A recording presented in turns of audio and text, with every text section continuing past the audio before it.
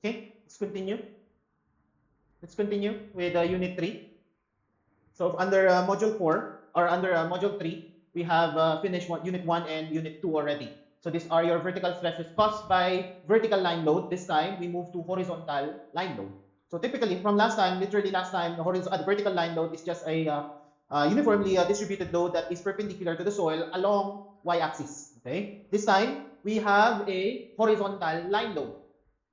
Horizontal line load along the y-axis. So if you're going to draw the three-dimensional figure of this, again, this is your y-axis, x-axis, and the z-axis. The horizontal line load is directed in this manner, distributed uniformly towards the soil mass at a particular depth or a specific depth z. Okay? Again, this is your depth z with the horizontal line load q.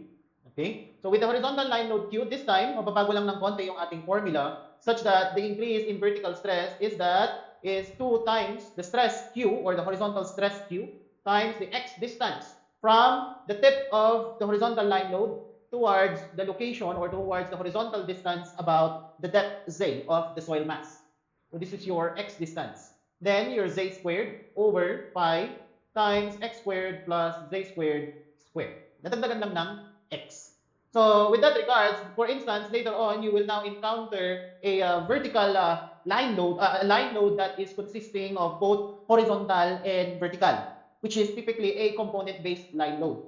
So technically, with that said, kung meron tayong line load na naka-incline at with respect to a specific angle theta of a stress Q, of course, your goal is to come up with the horizontal line load of this inclined line load and the vertical equivalent line load, or typically just the components of the inclined line load.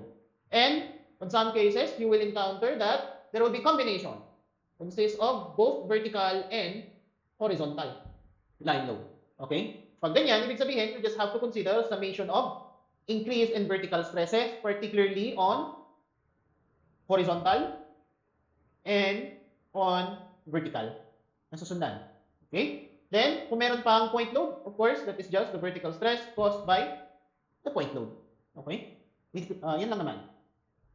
Now, if we are to use naman the table, especially kung meron tayong table, that is table 3.3, where C is derived as such, you can solve for the increase in vertical stress of a horizontal line load with just the table, which is equal to C times the stress of the horizontal line load time over the Z depth of the soil mass. If the value is no longer identified over the table, of course, it is best to use the formula na lang from equation 3.70 rather than using interpolation. Okay? So next time, again, kung wala sa table, just revert into using the formula instead of interpolating. But for the sake of example, of course, mag-interpolate na lang tayo muna.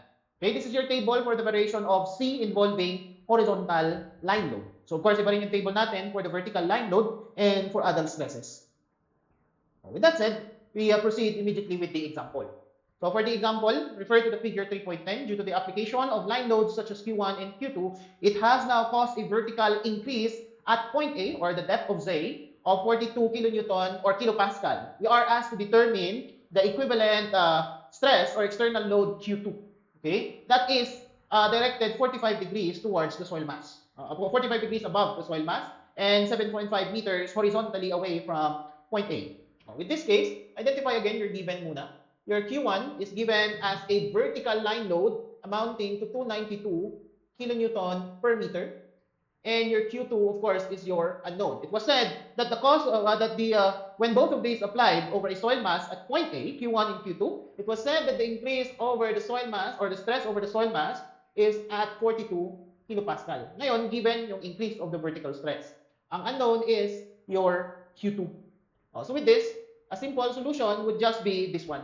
Summation of stresses that causes the increase vertically at point A, where depth Z is equal to the location of point A, which is 3 meters.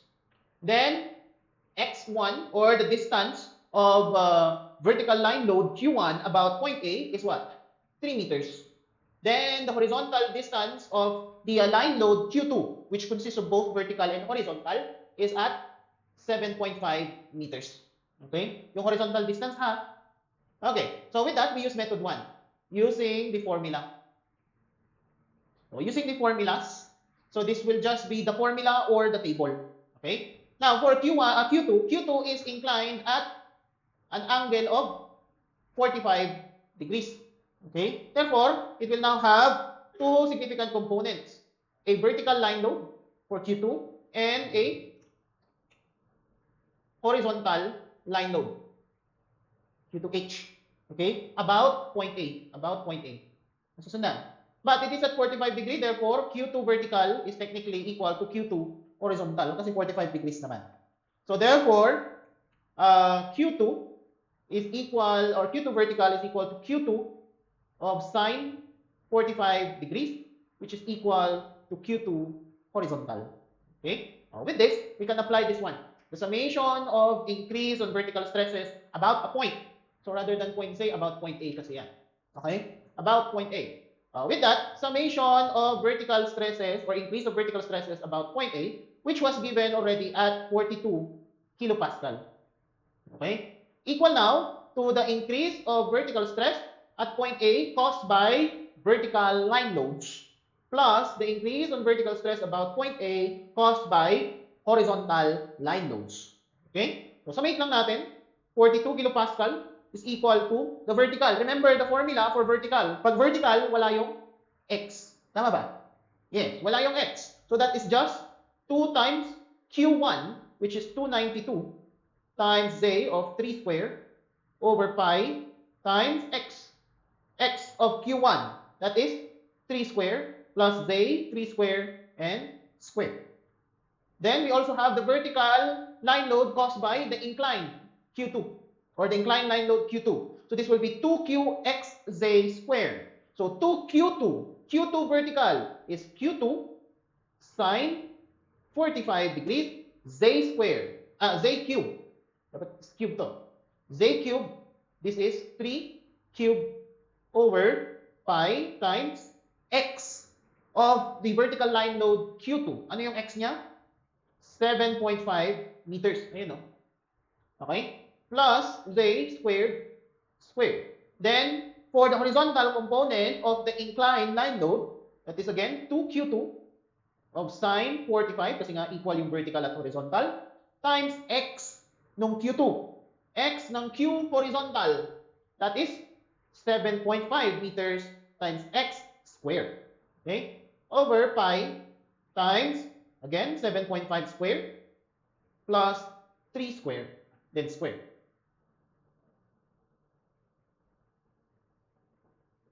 Just summate and make Q2 as your unknown variables.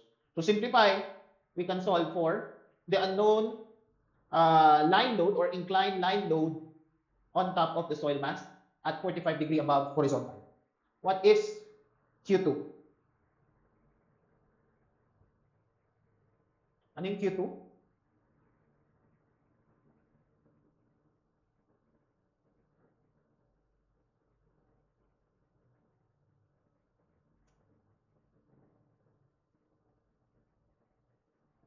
Okay? Ano? Shift solve nyo na lang. Hindi ka siya, adi simplify mo. Simplify mo muna yung terms. Huwag mo input lahat. Oh, recall. Recall, then Q2. Recall times Q2. Gawin mo muna siyang real value. Oh, real coefficient. Real coefficient, then Q2, Q2. O, di tatlong, apat na terms lang yan. Di kasya na yan. Para di ka magsulat, recall. Maximize the use of your calculator.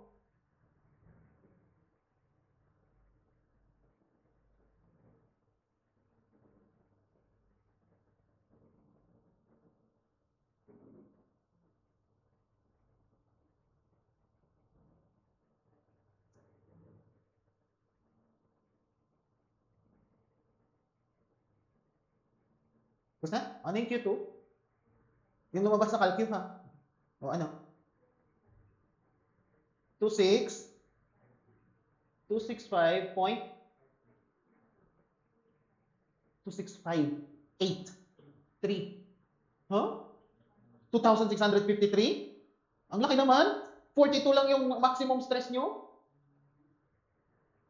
Sure? Close dun sa notes?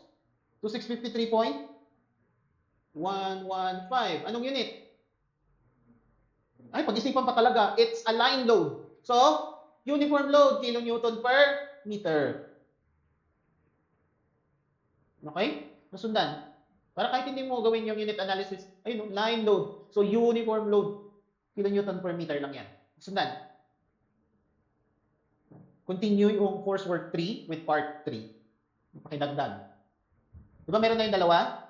Pakidagdag ito for part 3. Marami-rami pa yan. O, ito yung tunay na horror movie. Ito. Maski ako, ayaw ko i-memorize yan. Now, for unit 4, this is the vertical stress caused by vertical strip load. Last time, the load was applied along the offset of the y-axis. No? The line load was applied along the offset of y-axis. This time, the line load will be applied along the offset of the horizontal x-axis. So, iikot lang niya yun na nakaharap. Okay? Next, so, parang ganon. Okay? Iharap lang niya yun along the x-axis. So, last time, so parang ano yan, backfill na nakalagay sa ibabaw ng soil. Okay? Pwede rin siya later on, trapezoidal backfill. So, magkakaroon tayo ng varying strip load. Okay? So, which will be the unit 5. Okay? So, for the vertical stress caused by vertical strip load, finite with an infinite length. So, considering both x and y axis at a specific point depth z. Okay? Like so, ganyan din ang imagination natin. Kaso nga lang, nakaharap na siya sa atin. Okay? Such that, again, your x distance will still be the distance from the center of the strip load towards the depth z or specific depth point. Okay? So, yung x is again from the center load per unit area towards the specific point load. Okay? Where the increase after memorizing this formula. When x is greater than or equal to b over 2, remain the formula or retain with the formula. When x is less than b over 2, add pi before the first term after the squiggly bracket. Okay. Di mo kailangang palitan, lagyan mo lang ng pi dito. Or we may use the table when 2z over b and 2x over b such that the increase will just be c times q. But then again, the friendly advice, kung kailangang i-interpolate, use the formula. Kasi ang laki ng magiging discrepancy sa decimals. Okay? Siyempre, ito na lang gamitin natin. May memorize ko yung ganun kakapal na formula. Now, if the values of 2x over b and 2z over b requires you to interpolate, again, revert into using the formula instead. Ito yung table ni 2z over b at saka ni 2x over b. Dalawang table lang yan. Magkadugtong. 1, then 1.2 hanggang 2. Paano magbasa? The 2x over b turns out to be, let's just say, 0.2. 2z over b turns out to be 0.10. Yung intersection will be your value for c. Halimbawa, ito yung 0.2, ito yung 0.10. 2z over b is 0.10, 2x over b is 0.2. Their intersection is the value of c. Nasusundan. Okay?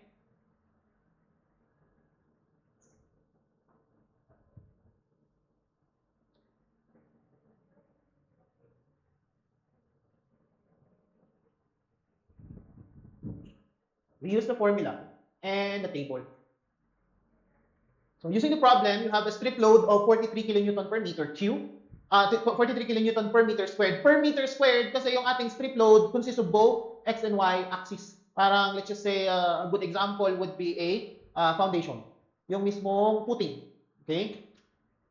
Is applied over a B or a base of 10 meters square ang pinag-uusapan. Determine the increase in vertical stress at point A located at a z depth of 4 meters below a surface where x is 8 meters. Yung x natin from the center towards point A, which is 8 meters.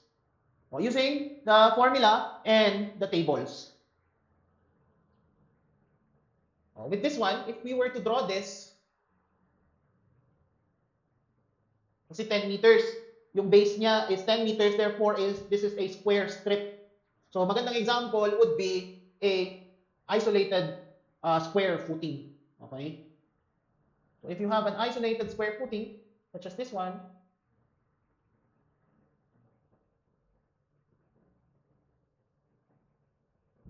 okay, and this would be the center, about point A, with a depth of, length of 8 meters, and a depth of, this is point A, depth of 4 meters. where Q is in the form of a stress load, which is 43 kilopascal. Okay? Next is, do we need to retain the formula or change some part of the formula? So by doing so, we check if x is greater than equal to b over 2 or less than b over 2. Okay? So x is 8 meters. Then b over 2 is just 10 over 2, which is 5 meters. Therefore, 8 meters is greater than 5 meters, which is your b over 2. So therefore, ano ibig sabihin nito? Therefore, the formula retains. Okay? Now, direct substitute na lang yan. So, direct substitute. Using method 1, direct substitute, the increase in vertical stress at point A, Q of 43 over pi times inverse tangent of 4 meters over 8 minus 5, hindi ko na ilalagay yung 10 over 2 minus inverse tangent times 4 over 8 plus 5 minus Bz, 10 times 4 times 8 square minus 4 square minus 10 square over 4 all over minus all over x squared, 8 square plus 4 square minus 10 square over 4 square plus 10 square times 4 square. Then squiggly bracket.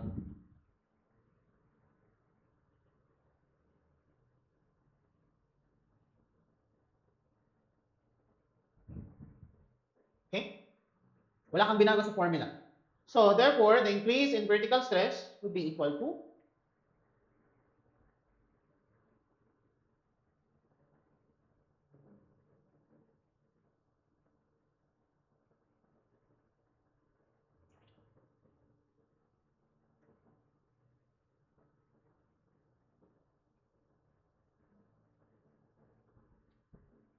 dali, ano?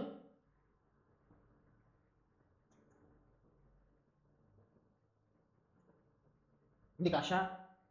Simplify niyo muna per term, then recall para magkasya.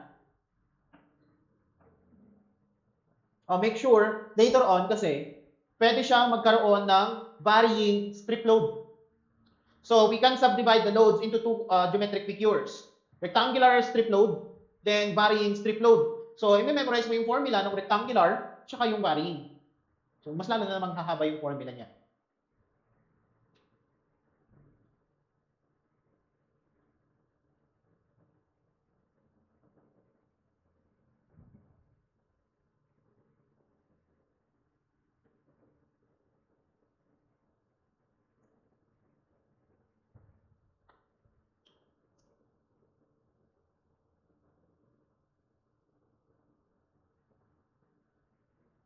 Ano na? Ilang tagal? Magkadugtong yan ha. Buo yan. Pag nakuha nyo na yung nasa loob, multiply by 43 over pi. Oo, ito. Gawin nyo tong radians. Hindi Solve mo muna to, then gawin mo siyang radian. Degrees ang lalabas dito, di ba? Then convert mo muna into radian. Yun nga pala. Terms in arctan must be converted to radians. Ano yung lumabas dito? Degrees, di ba? Kung ayaw mong i-radian mode yung calculator, convert mo to into radian. Pero, again, that would be the problem later on kasi paano kung nakalimutan mo siyang ibalik sa degrees yung calculator mo?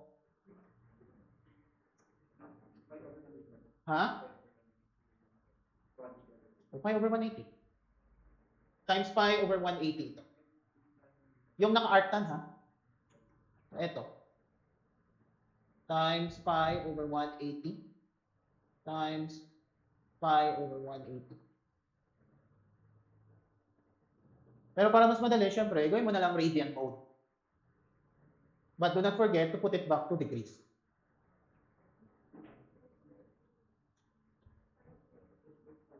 .884.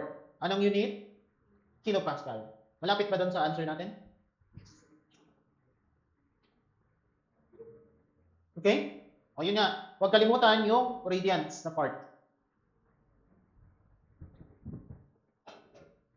Now, what if you have this one instead?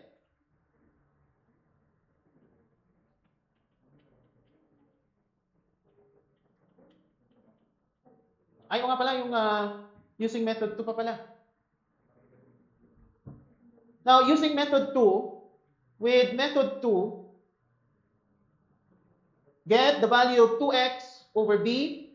This will be 2 times 8 over 10. So this is 1.6. And the value of 2z over b, which is 2 times 4 over 10, which is 0.8. Okay? So if you have 1.6 and 0.8, based on table 3.4, what is the value of C? Hanapin nyo dyan. 2z over b is 0.8. Then 2x over b is 1.6. 0.137. So C is 0.137. Therefore, the increase in vertical stress is just C times Q. So 0.137 times Q of 43. Ilan to? Same. 5.891. Yun lang ang problema sa table, okay, rather than the formula. Ang layo ng magiging discrepancy natin because it is limited to 3 decimal places. Susundan. Okay? With this one, kahit hindi na yung table, diretso na tayo sa formula. If you have a rectangular strip of 120 kilopascal with a base of 6 meters and the depth of the soil mass is found at 3 meters, where Q is again 120 kilopascal. Determine again the increase in the vertical strip. If point A is at the middle. If A is at the middle of the strip load, what is the value of X? What is the value of X? X is equal to 0. Okay? Wala siyang distance. Wala siyang moment arm, basically, at center. So therefore, if A is at the middle of Q strip, X is equal to 0 meters. Fill in the formula. The increase in vertical strip at point A through a depth of Z. Check pala muna natin. If this is less than or greater than with X and B over 2. X is 0, obviously less than 6 over 2 of 3 meters. Okay? So therefore, yung formula natin, lagyan lang natin ng plus pi or pi plus the first term. So sigma z equal to Q over z, which is again 120 over pi times, again, do not forget that you need to add pi plus, again, the same terms kanina. Radian na arc tangent z of 3 meters over 0 minus 3 minus arc tangent of 3 over 0 plus 3 minus 6 meters times 3 meters times 0 square minus 3 square minus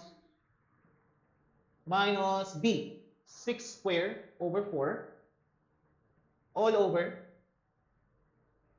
0 square plus 3 square minus 6 square over 4 square plus 6 square plus 3 times 3 square. Then close. Therefore, the increase in vertical stress at point A at a depth of 3 meters, again, do not forget to multiply this by pi over 180 degrees. Also this one. Or just convert your calcu into radian mode. Ilan? 98. 98.197. Anong unit? Kilo Pascal. Okay? Now, we can already check if we were to use method 2 naman. So, on method 2, using the table, para minsanan na to, 2 times 0 over b of 6 meters. So, this is 0. Then, 2 times z, which is 3 meters over 6 meters. Over 6 meters. So, this is 1.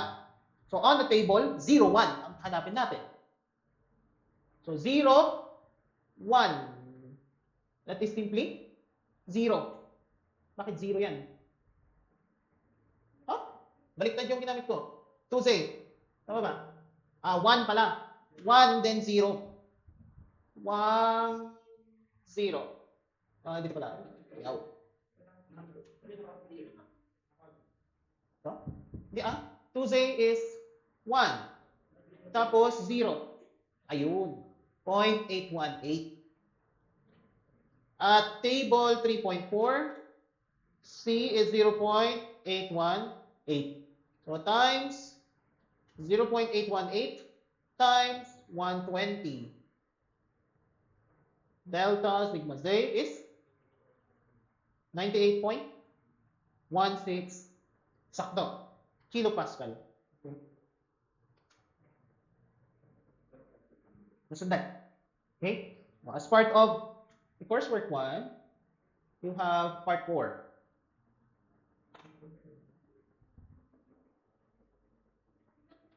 Ha? Gusto nyo next meeting? O, this sa Monday. Okay? So, kasama nung part 1, part 2, part 3, and part 4 for the script. Para next meeting, we move to Unit 5. Alam niyo kung paano siya mahahati? Para sa Unit 5, yung varying. Okay?